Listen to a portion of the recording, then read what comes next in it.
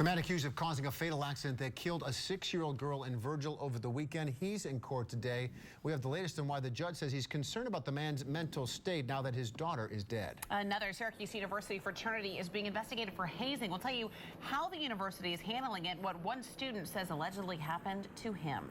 Plus, the deadline for signing up for health care is quickly approaching. Our health care experts are here to answer your health care questions tonight. You can call them. The number's 477-9480. They'll be here until 6:30 tonight. But we begin with breaking news out of Baltimore tonight, where police in riot gear responding to a shopping mall which is now closed down. Dozens of people have been throwing objects at a police armored vehicle. It comes as Freddie Gray is laid to rest today. Protests over his death from a spinal injury he suffered in police custody have turned violent at times. And right now, officers are advancing on the crowd, at times retreating when objects are thrown at them. Baltimore police say 7 officers were hurt in the chaos that's happened late this afternoon. All right, we will continue to monitor the situation for you. But right now you are looking at live pictures from our sister station down there in Baltimore, where you can see the police in riot gear are on scene. Certainly a chaotic scene. Some smoke can be seen visible. It's not quite clear what that is from at this point, but police are still on the scene at these violent protests there in Baltimore, Maryland. Yeah, they're adding in their tear gas riot gear, their masks that they're putting on as they prepare to try to disperse the crowd that has been looting and raiding a CVS as they push in a little closer on that, a drugstore in one of the neighborhoods not far from where Freddie Gray was injured. And it looks like that might be some kind of car that's on fire there, too. Yeah. We'll get back to this story throughout the next hour and a half. Meantime, tonight, the survivors involved in a deadly crash in Virgil Friday night continue to recover, and the man police say is responsible for causing the deadly crash appears before a judge. 29-year-old Daniel Haynes III is accused of driving drunk with his kids in the car, including 6-year-old Alexia Haynes.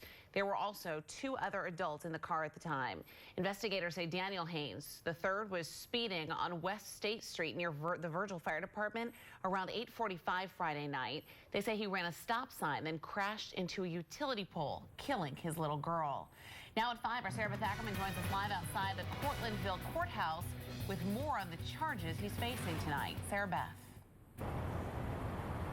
Matt, Megan, Haynes was actually arraigned this weekend, but he was actually back in court this afternoon at this courtroom right behind me. He stood inside the courtroom and pleaded not guilty.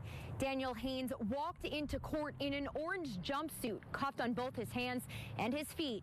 Inside the courtroom, he was extremely upset once the charges were read.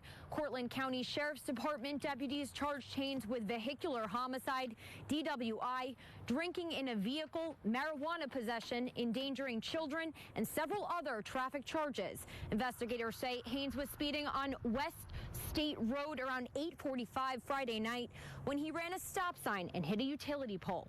6-year-old daughter Alexia was pronounced dead at the hospital. We sat down with Lieutenant Todd Caulfield from Cortland Sheriff's Department before the arraignment to take a closer look into Haynes' previous criminal activity. And the Sheriff's Department tells me he's no stranger to the legal system. To sit here and depict and tell you he's been charged with this or charged with this in the past, I can't do that. For one, our department wouldn't comment on that, just other than the fact that he's known to the law enforcement community because of previous arrests, and that's all we can comment. Sure. The judge says he has some serious concerns about Haynes. That's why he will be in jail, being held without bail. The next court appearance will be in 2 weeks on May 11th. For now, reporting live in Cortland, I'm Sarah Beth Ackerman. Thank you, Sarah Beth. We'll continue to follow this story as he proceeds through that legal process. Well, right now we want to show you the GoFundMe page established for the family of Alexia Haynes, the little girl who was killed in this horrific crash. They've raised about $7,500 out of their goal of $10,000 to support that family. Just an adorable little girl. Such a tragedy. Well, outside, as we want to switch gears and get a check on our weather now, just after 5 o'clock, here's Chief Meteorologist Wayne Mahar. Wayne. And Matt, we've had a pretty much cloudy day today with a couple of sunny breaks around here and there, which is pretty much what we're looking at right now. Here's a look outside right now with the Stanley Law Skywatch overlooking the city. Route 81 81 from Adirondack Furniture into traffic moving along nicely, it seems. Skies are mostly cloudy with a couple of sunny breaks here and there. And we do have a couple of sprinkles trying to work on down from the north. Here's a look at them on live triple Doppler radar brought to you by Cayuga Community College. And this is nothing more than a few stray sprinkles. Oswego County working on down towards the city. Route 81 Route 81 getting into a couple of sprinkles on up into Central Square, back into Arcado, Meridian. Again, this isn't much at all. Not all of this is even reaching the ground, but certainly going to be out and about over the next couple of hours. Don't rule out a stray sprinkle here and there. Here's a fast cast tonight and tomorrow. Partly to mostly cloudy tonight with a chance of a couple of sprinkles. Low tonight 40. Tomorrow clouds, a little sun, only an isolated shower, most of the time dry. Milder tomorrow, the high at 62. I'm going to be back to tell you just how much better this week is going to look coming up in a few minutes.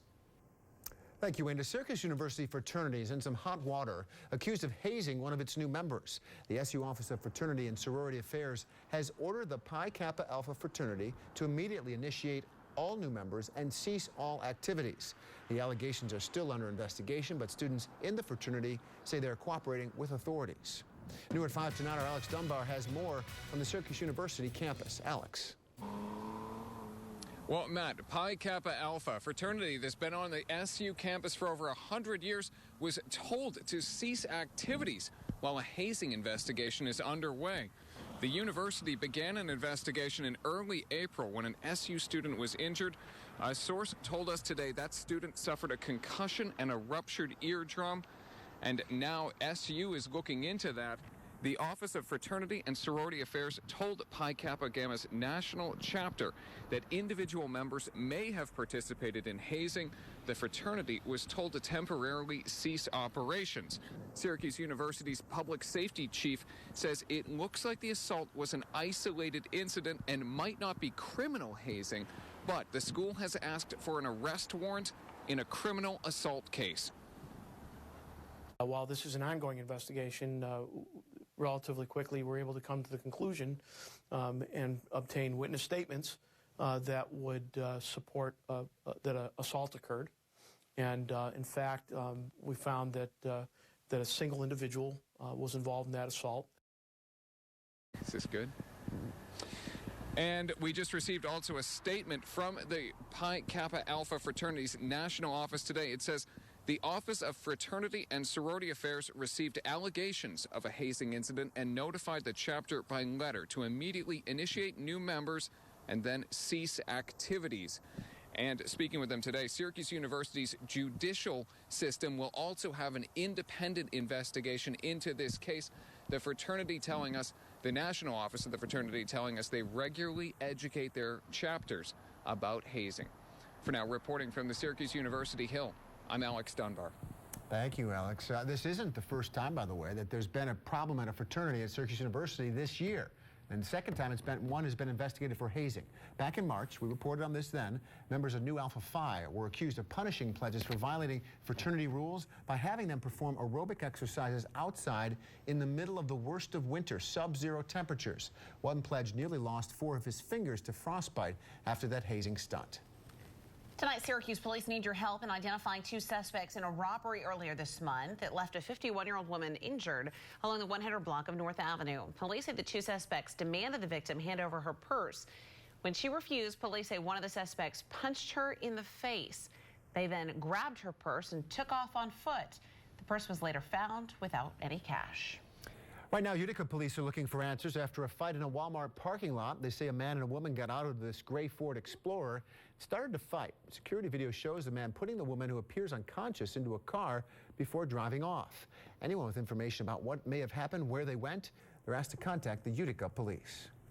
Also in Utica, the man accused of killing his family has 1 week to decide if he'll accept a plea offer.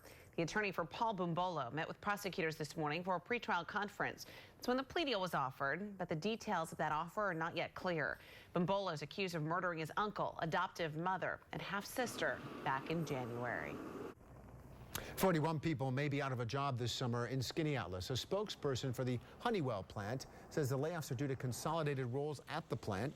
The spokesperson says employees can apply for new positions. The layoffs will happen between July 1st and December 21st. A film production company is making Central New York its home. Actor Ron Perlman, who starred in Sons of Anarchy, Hellboy, and Beauty and the Beast, is joining the film house at the new nanotechnology site in DeWitt. His company, Wing and a Prayer Pictures, will make at least 5 films in upstate New York over the next few years. Projects could begin as early as this summer. Coming up new at 6 tonight, our Alex Rusilla talks to Perlman today about what this move will mean for Central New York. Happening right now, we're here to help you sign up for health care as the deadline, yet another deadline for the Affordable Health Care Act to sign up is approaching. Our healthcare navigators are standing by to answer your questions tonight. There's Laura Hand in the newsroom with more. Laura? And we think this is the last deadline to sign up, really, this time. Steve Wood joins us right now from ACR Health. They've extended and extended here in New York. Is this it? This is it. Thursday, the end of April, is it. It is the end of the special enrollment period for people who were uninsured, who may have had a tax penalty, who didn't know they might have a tax penalty. This coming Thursday, it's done. Okay, and if you are not in the game at this point, you are going to face some very serious penalties. Yeah, 2% of your income or $325 for the year, whichever is higher. If it's a $325, then that equals about $27 a month that you were uninsured. But generally, people are going to be facing the 2% penalty. Okay, we will be talking with you right through the show here on what you should be doing and some help, and if you're still confused on how to do it, 477-9480 is our number. You can also email us at answers@cnycentral.com. Back to you. All right, Laura, thank you. Some good questions there tonight. Still ahead on NBC3 News at 5. Aftershocks continue in Nepal today following the massive earthquake that's claimed thousands of lives. Coming up, we'll have the latest on the progress of the rescue efforts and how people are trying to recover from this terrible disaster. And you can learn a bit of history on your stroll through Syracuse. We'll tell you how technology is now connecting with the past along the Onondaga Creek Walk. At CNY Central is giving you the chance to get big discounts for restaurants, shops, and businesses. Today's deal is for half off at the Syracuse Chiefs. You can find it at cnycentral.com.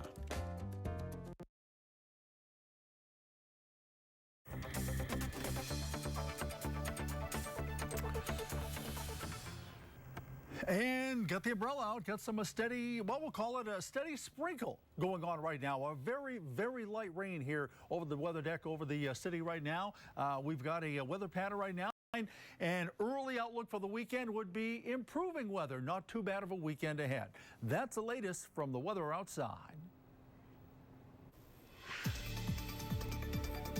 Developing news tonight is the death toll in Nepal for the massive quake continues to climb. The official death toll from the disaster has now soared past 4,000 people. And that number is expected to climb significantly once rescue groups reach the isolated areas near the epicenter. Ian Williams reports tonight from the worst hit part of Kathmandu. We have continued to feel aftershocks today. Just a short while ago this evening, a tremor, not a strong one, but it still had people running onto the streets. It's dark here now, and many are still spending the night in parks or other open spaces, afraid to go home while these aftershocks continue. Fearful, but also perhaps wondering whether their houses will collapse, whether they've been weakened by that original quake on Saturday. Now, today I traveled out of Kathmandu to an outlying area called Bhaktapur, where the devastation was quite severe, especially in the older part of that town, where perhaps a quarter of the buildings had collapsed. Many, many more were damaged. They'd set up a big cremation area at the foot of the village, funeral pyres with many people, a lot of grief, a lot of shock. A hospital there was overwhelmed. The more we will be getting access to the affected areas, the more deceased people we will discover.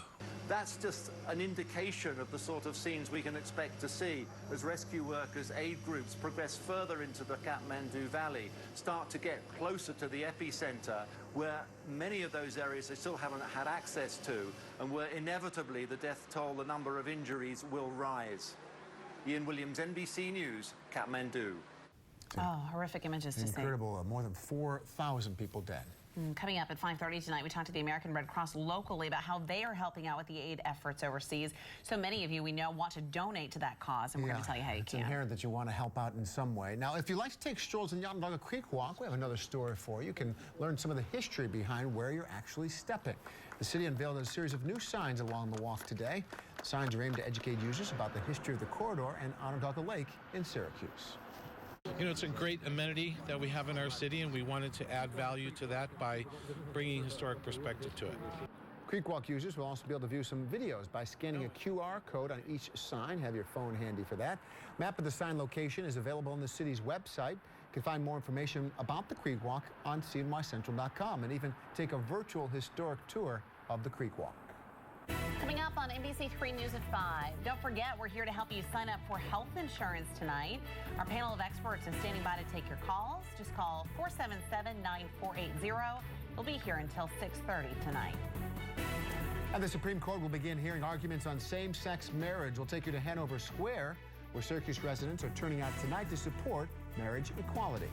You're watching NBC3 News at 5.